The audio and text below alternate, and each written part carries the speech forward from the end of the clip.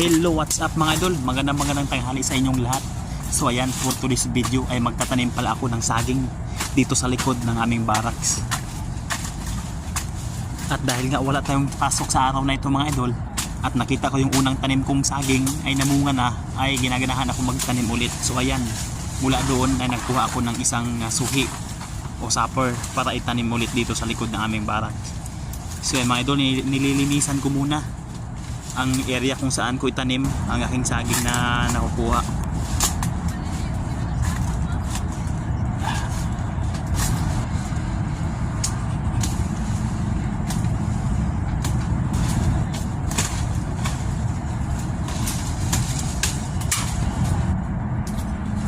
At ayun mga idol, nagumpisa na ako maghukay dahil tapos na malinis ang paligid. Naghukay ako kung saan ko itatanim ang aking nakuhang saging na suffer. So ayan, abang-abang. So yun mga idol, nung araw pala mga idol ay napakasigla itong garden namin. Dahil nga marami pa kaming nag-i-stay dito sa barracks.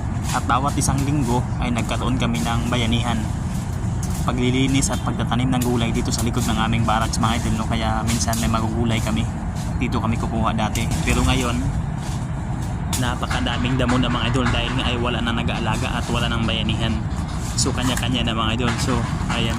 So ayan mga idol, natapos na rin tayo sa ating pagtanim ng saging. So ayan, i-monitor natin yan mga every week kung mabubuhay ba. Alright, thank you for watching.